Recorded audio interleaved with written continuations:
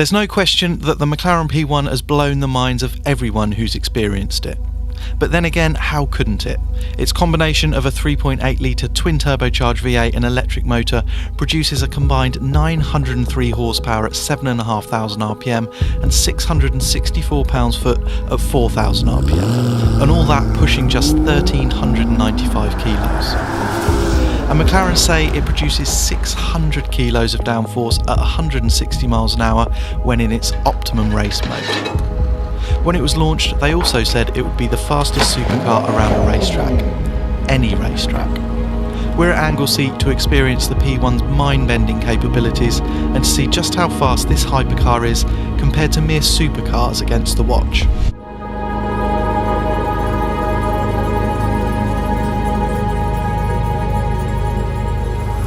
So today is the day that I finally get to drive a McLaren P1. And I can't tell you how much I've been looking forward to driving this car, which has won the most hype and praise amongst everyone who's driven it. So I'm expecting really, really great things. Okay, it's an English summer's evening. We've got a racetrack to ourselves and miraculously it's dry, which I'm really, really pleased about.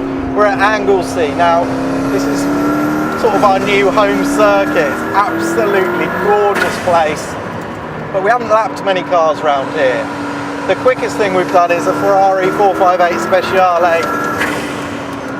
Ferrari turned up with 7 sets of tyres, engineers, race driver, etc. It was the best Speciale you could ever imagine, with the best prep, the best tyres, and all the time you could throw at it.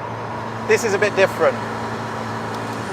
We're on slightly ragged tyres. We're on the P0 Corsa, not the Trofeo, which are the really grippy tyre. And we've got about 3 laps just to have a go. So this is not an optimum lap, but it's a chance to feel what the P1's all about. Feel how much it moves the game on, even above something like a Speciale. So a quick reminder about this car. 3.8 V8 twin turbo, 760 odd horsepower plus the electric boost, so we've got 903 horsepower, pushing 1490, dripping wet. So this thing is fearsome, properly fearsome. It's also got a ton of downforce. Monster Akebono carbon brakes, and it's got a track mode which we're in, which lowers the car. It's not road legal. It gives it the ultimate aero setup. Let's just say it is designed for places like this. I'm just not sure I'm designed to drive a car as quickly as this thing wants to go.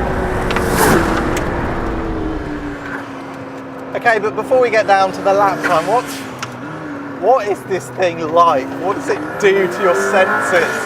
When you get it on a track, you turn everything up and everything off. It blows your mind, I think it's fair to say. The performance is unbelievable. And there's so much grunt to unstick the tyres. And the crazy thing is that it does it on the exit of corners, 4 clear corners, and the tyres just keep spinning. It's really drivable, but you need to have your wits about you. It's a proper thing. So what's amazing, I guess, people have talked about the torque fill a lot, which stops any turbo lag. I have to say, still wait for the turbo sometimes. But the car is so drivable.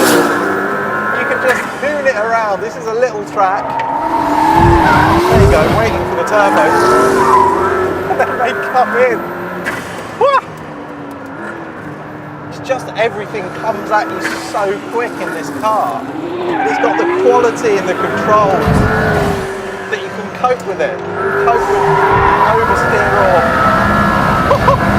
or whatever it's doing. It's just wicked. It's absolutely wicked fun. As you can tell, the P1 has the ability to make you feel like a superhero and is overwhelmingly exciting to drive quickly.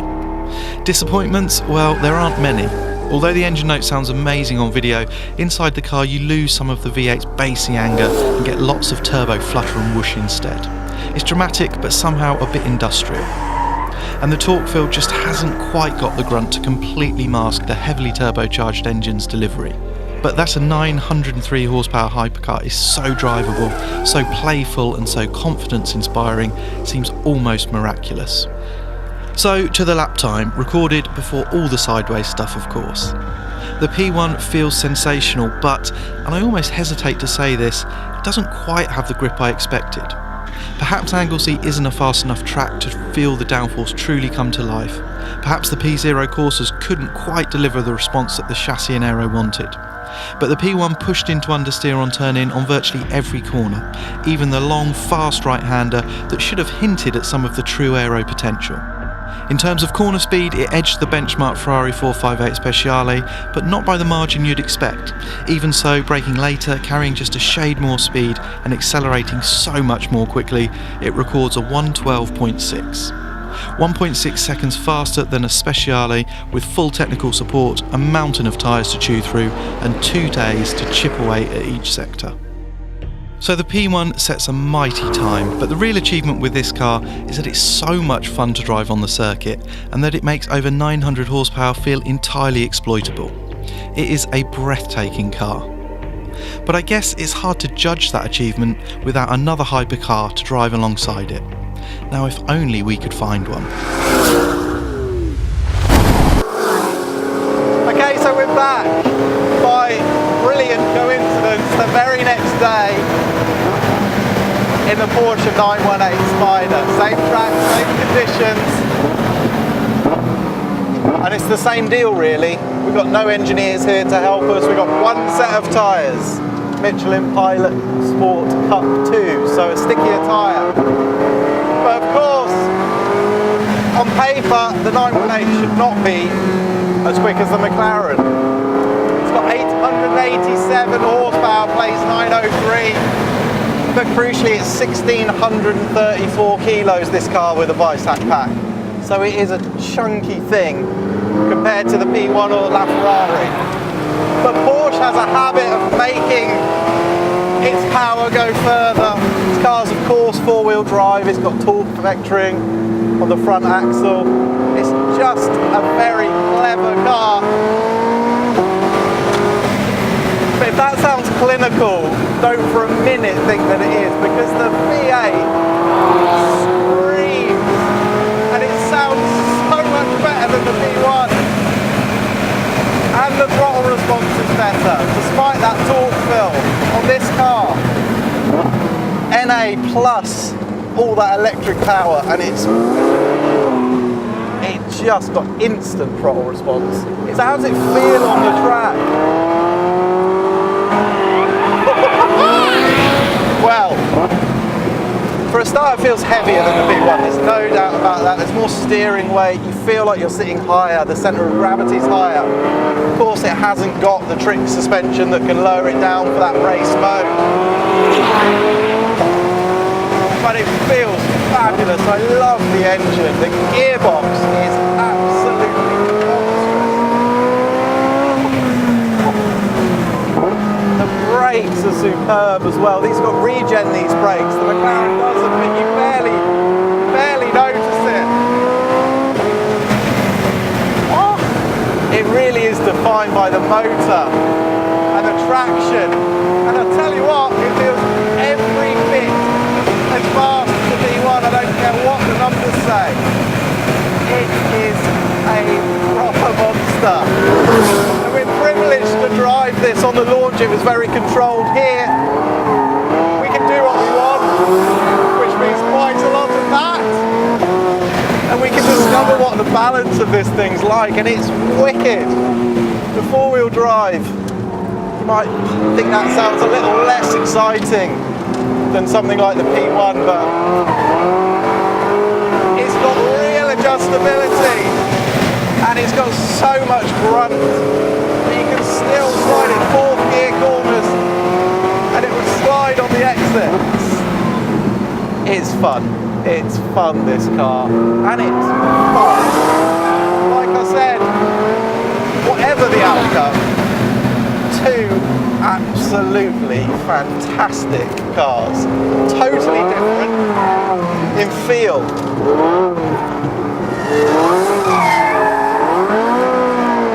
But created by people who just love cars, who love engineering, who love giving drivers the options to just play with the car. I love this. This is proper. This is proper. So far from the poor relation in this new world of the hypercar, the 918 feels right on the pace. Its 4.6 litre V8 is so sharp, and when combined with a much bigger hit of electrical assistance than the P1, the result is incredible. Imagine the response of a 10 litre V8 in the low and mid ranges, but the scintillating top end of a high compression race engine with a rev limit of 9,000 RPM. Now add in the best twin clutch gearbox I've ever experienced, massive stability, total traction, and yet real adjustability, and the combination is, well, a massive headache for the lighter, more powerful McLaren. Out of nowhere, it records a 112.4, and it feels like there's much more time to come, given a few more sessions and a bit of tyre pressure tweaking. The 918 arrived on a truck with no technical support, no spare tyres, but Porsche was right to be confident. What a car. That's not quite the end of the story though. McLaren agreed with us that the P0 Corsas can't quite live with the demands put upon them on track by the P1's sophisticated chassis and massive aero. So they delivered another P1 a few weeks later, this time fitted with P0 Trofeo R tyres. The weather was kind again and the P1 set another lap time, and this time it felt more like the car I'd read and heard so much about. Still exploitable, but now with so much more grip at the front and much improved traction too. Just check out the fury and control of this car at full noise.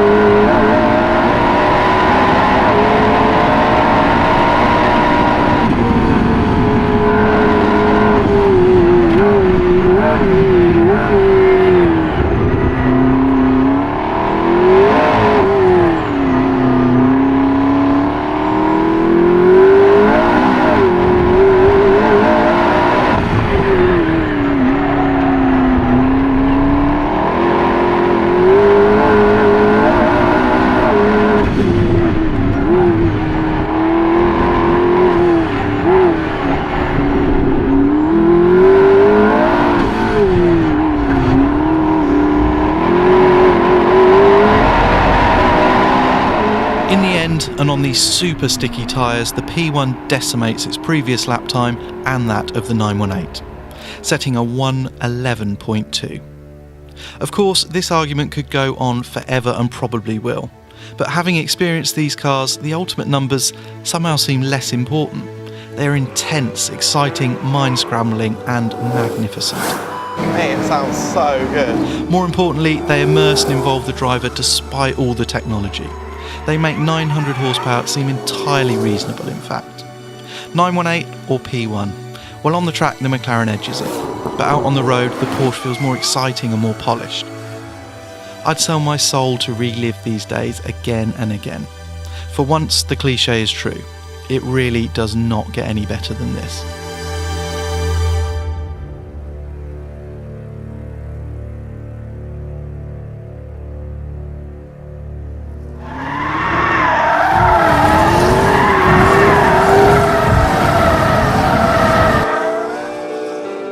For more videos like this, subscribe to the Evo channel. If enough of you do, you never know, Ferrari might even agree to give us a LaFerrari to put round Anglesey too.